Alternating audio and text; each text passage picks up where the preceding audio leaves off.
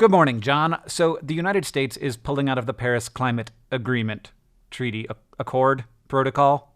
Let's be honest, there's a really good chance that you have a strong opinion on the Paris Agreement, and an even better chance that you don't really know what it is. There are too many things to know. So, quick timeline. 350 million years ago, ancient plants covered the Earth, converting the carbon dioxide in the air into oxygen and carbohydrates. These plants then die, and they create massive mats of organic materials that get buried. Those organic materials then hang around under the Earth, getting heated up and smushed and form energy-dense hydrocarbons, also called fossil fuels. Notice how carbohydrate and hydrocarbon sound similar. 1882, there was a big gap there. Thomas Edison builds the first centralized coal-fired power plant. We'd been using coal for a long time before that, of course, but I'm starting here because you have to start somewhere.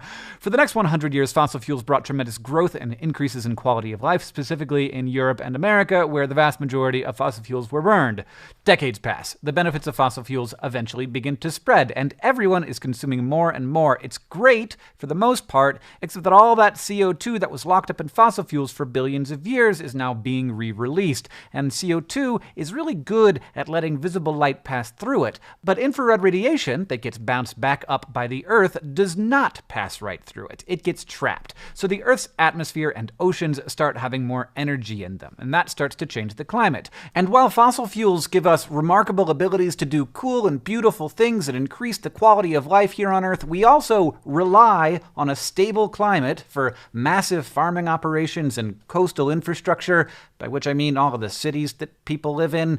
Jumping forward again to 2015, 270 countries get together in Paris with a goal. We want to keep the average warming of the Earth below 2 degrees Celsius because if we don't, it's going to be really bad for everyone. But the problem is, no one country can handle this because even the biggest contributors, the US and China, together make up less than half of the pie.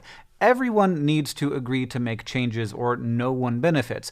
Worse, the poor countries that have emitted basically zero greenhouse gases are going to be the ones that are most negatively affected by the CO2 that's been released by the wealthy countries because they have more food and water insecurity, less access to good medicine, and less infrastructure. It's very difficult to say to them, no, don't grow your economy using the same dirty fuels and techniques that we used to grow our economies. Instead, buy these solar panels from us with the money you don't have. Also, since any country that keeps burning as usual will have a competitive advantage in industry, everyone agrees that everyone needs to agree, or this agreement is useless. With advice from scientists, the countries all together determined how quickly the Earth needs to stop emitting greenhouse gases to meet the 2-degree goal. And then, based on how developed each country is, how many people they have, and how much they're currently emitting, they divvied up that responsibility. At the end, every country had a goal. There was no enforcement for meeting that goal, but there was a goal. And some countries that had already benefited a lot from the last 100 years of releasing carbon dioxide even threw in some money, billions of dollars, to aid countries that hadn't benefited from that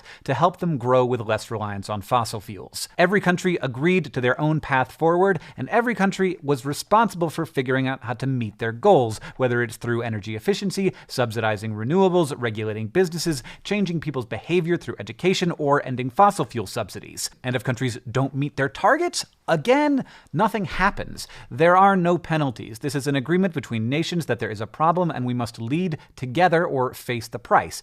And remarkably, a treaty that only encourages countries to reduce emissions with unenforceable promises is a gigantic step, and one that has already seen significant success.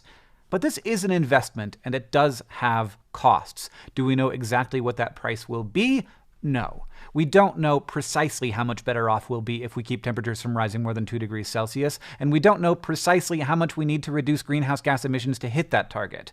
But we do know that we are better off incentivizing these changes now globally because more than 600 million people live in areas threatened by sea level rise. Every person on Earth has to eat every single day, and climate refugees, lost crops, and lost infrastructure could destabilize the entire world economy and result in a very bad era of human history, a sentiment to which the US Department of Defense, by the way, agrees. Remarkably, thanks to a combination of energy efficiency, changing habits, and a shift from coal to natural gas and renewables, the United States was, until recently, on target to meet its Paris goals for decreasing emissions 26% from 2005 levels by 2025. We've already decreased emissions by around 14%, 2% even as the economy has grown.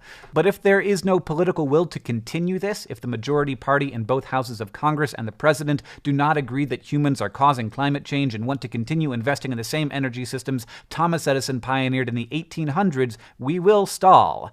Other countries at the moment are pledging to move forward, leading in the absence of the United States. And several states in the U.S., the ones with the largest economies, also have plans to abide by the agreement. But without the U.S., a country that emits 18% of the world's greenhouse gases with just 4% of the population, this pioneering agreement is considerably weakened. After all, why would other countries hold up their side of the bargain if the country that benefited the most from the carbon dioxide currently in the atmosphere shirks their responsibility?